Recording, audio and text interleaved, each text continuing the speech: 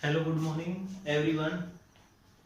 अभी जो अपन स्टार्ट कर रहे हैं बैंड थ्योरी है 12th क्लास के लिए कि बैंड थ्योरी के बारे में एक टॉपिक है अपना 12th क्लास का फर्स्ट चैप्टर। उसमें क्या कह रहा है कि जो बैंड थ्योरी होती है उसको अपन ने तीन कैटेगरी में डिवाइड किया हुआ है भाई। सबसे पहला है आपका कंडक्टर, फिर है आपका सेमीकंडक्टर और फिर है आपका इंसुलेटर।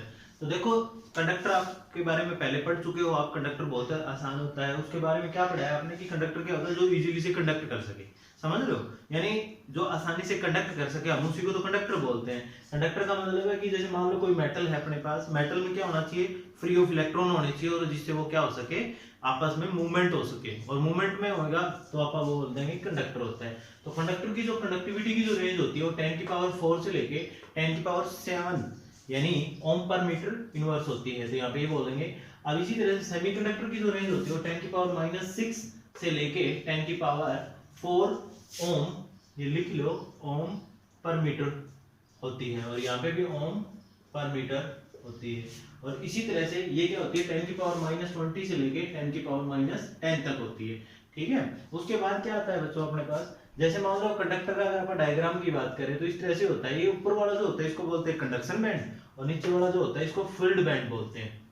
और ये इनके बीच में क्या है, एनर्जी गैप होता है। अब होता है क्या है कि जैसे मान लो अपन इलेक्ट्रॉन इसके अंदर पड़े होते हैं फील्ड बैंड के अंदर, और अपने ऊपर वाले बैंड के अंदर पहुंचाने होते हैं। तो क्या होगा, जब अपन मान लो इलेक्ट्रिक फील्ड अप्लाई करेंगे तो इसमें से इलेक्ट्रिक फील्ड अप्लाई करने से कुछ इलेक्ट्रॉन इसमें जाने चाहिए। अगर इसमें चले जाते हैं तो आप बोलेंगे कि कंडक्टिविटी हो रही है या कंडक्शन हो रही है। तो यहाँ पे तो दोनों जो गैप है यानी एनर्जी गैप है वो तो है ही नहीं, एनर्जी गैप नहीं है, तो यानी कंडक्शन बैंड और जो फील्ड बैंड है वो आपस में क्या कर रहे हैं, एक दूसरे को ओवरलैप कर रहे हैं। और ओवरलैप करने का मतलब ये है कि आपस में एक दूसरे के ऊपर मतलब ये बिल्कुल एक दूसरे से स्टिक है।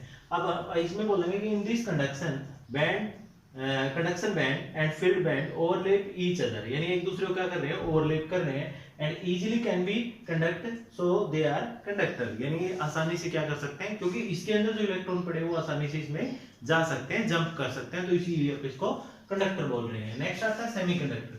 सेमीकंडक्टर क्या होता है, कंडक्टर और इंसुलेटर के बीच की रेंज को बोलते हैं अपन, ठीक है। तो इसकी जो रेंज रहेगी 10⁻⁻⁶ और 10⁴ तक रहेगी। तो यहाँ पे आ जाएगा कंडक्शन बैंड और फील्ड बैंड, यानी यहाँ पे जो गैप रहेगा, यहाँ पे तो ओवरलैप था एक दूसरे के ऊपर, लेकिन यहाँ जो रहेगा गैप वो स्मॉल रहेगा, एनर्जी गैप, समझ रहे हो, यानी कुछ एक इलेक्ट्रॉन, यानी जब आप यहाँ पे टेम्परेचर अप्लाई करेंगे, इलेक्ट्रिक फील्ड अप्लाई करेंगे, तो कुछ एक इलेक्ट्रॉन जो होंगे फील्ड बैंड में से, some electron movement through the conduction band, यानी इस बैंड से इस बैंड में कुछ एक इलेक्ट्रॉन है जो आफ्टर इलेक्ट्रिक फील्ड अप्लाइड यानी इसमें चले जाएंगे। अब क्या होगा, in this gap between valence band and conduction band is small, so some electron can jump to the higher band, यानी इसमें से कुछ एक इलेक्ट्रॉन इसमें जा पाएंगे भाई। तो इसीलिए आप इसको क्या बोलते हैं, सेमीकंडक्टर बोलते हैं। उसके बाद आता है ये वाला, यानी इसमें आता है इंसुलेटर। अब इंसुलेटर में तो आपने पढ़ा है कि इंसुलेटर में तो होती ही नहीं है कंडक्शन, तो होती नहीं है, तो ये जो गैप होता है वो